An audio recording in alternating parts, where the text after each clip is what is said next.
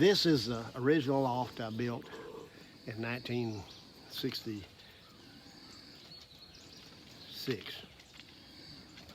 That's when I got back in sport after I went to college. And I built that out of old shipping crates and whatnot, scrap lumber.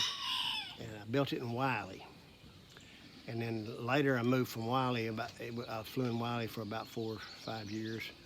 And then I moved to Weatherford. I moved it to Weatherford and to a rent house in Weatherford. And then later in Weatherford, I moved to another location. So I picked it up and moved it from one end of town to the other end of town in Weatherford.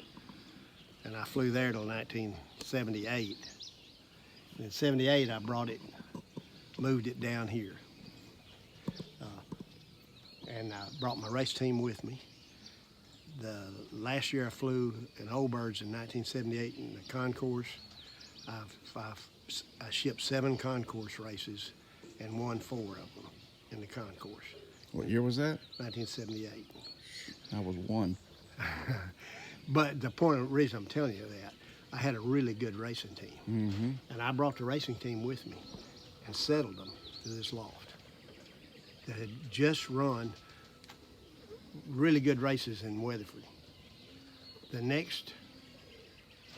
moved that down here in July after the races.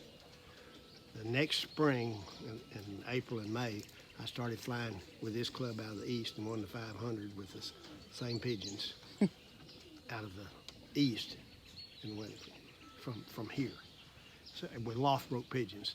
The problem I had, Jason, I could have loft broke every one of them. Some of them I didn't loft break. They're really smart ones I loft broke. But we were flying that next year.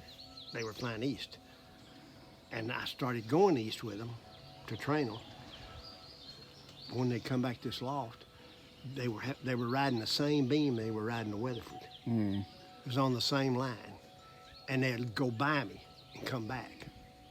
And the smart ones would figure out and come back. Some of them be 2 or 3 days, and some of them I finally lost to some of them. But I had enough of them left, and I didn't keep a lot. I don't fly a lot of big teams, but majority of them loft broke. And I had one little hen, which was the best racing pigeon I ever owned. Her number was 522. She won the Concourse 400 in Weatherford in 78. I shipped her to the 600 in Weatherford that same year. She was 12th in the concourse on that 600. I moved her down here. The next year, she's the one that won the 500 out of the east, only daybird.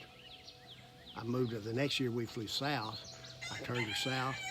She won the 500 out of the south. There was 2 birds. Both of them were mine, but she won it. She was a tremendous pigeon.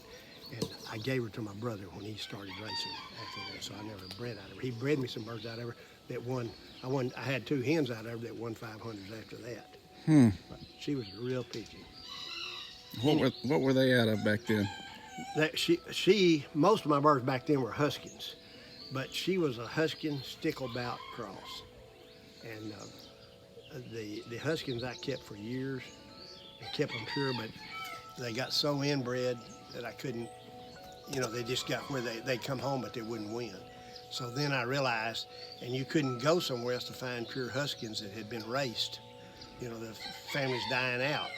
And I didn't have anywhere else to bring in new blood Huskin that was good blood. So I started crossing with any kind of long distance pigeons I could get. And I've always flown, until a few years here in this club, I've always flown way off the line. When I flew in, the first year I started flying in Wiley, I lived in Collin County in Dallas. They wouldn't even let me win the trophies. It took me 4.5 years to win a race, and they didn't give me the trophy. The club gave me the trophy. I could fly in the Daltex club and win trophies, but I couldn't fly in the combine because I was outside the boundary lines. I lived a mile outside the boundary lines, and I won the race. They wouldn't let me. I didn't get the trophy. But I had no hard feelings about it because that was the rules when I went in, and I knew that. And I just glad to get somebody to let me fly. But anyway, I've flown most of the time way offline. That's why I tried to concentrate on long distance pigeons. Gotcha. Because I got a better shot at long distance than I do when it's close. Yep. Fast races. So that's why I started constantly. And the Huskins I got from Whitney. and they were good pigeons. From Leon Whitney. the book writer? Yeah. Yeah, That's cool. I bought them from Leon Whitney. That is cool. And they were really good pigeons. But Huskin himself said they weren't distance pigeons. People have the conception that Huskins were long distance pigeons. He said it himself. They weren't long distance pigeons. They weren't true long distance pigeons. They just didn't have enough sense to quit. And I could win 500s with them, but you couldn't bring them back. I mean, they'd just ruin themselves trying to get it. The next year you might bring them back, but you couldn't bring them back in 2 or 3 weeks. So, and I began to realize that. And then when I ran out of Husky blood to bring in, I started bringing in long distance pigeons, and I began to realize some of those pigeons could fly 500 and come back in 2 weeks. But those Huskins, they had the heart, but they just didn't have the muscle bodies that these pigeons have. Different pigeons now. Let me get my cocks in and let's and get my hens out, and then we'll do that. Okie doke. Come on now.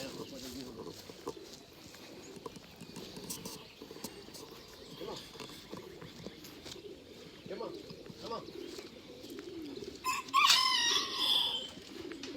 I gotta keep my gate closed so the little dog doesn't get out. Come on, come on, come on, come on, come on, come on, come on, come on. Come on. Come on.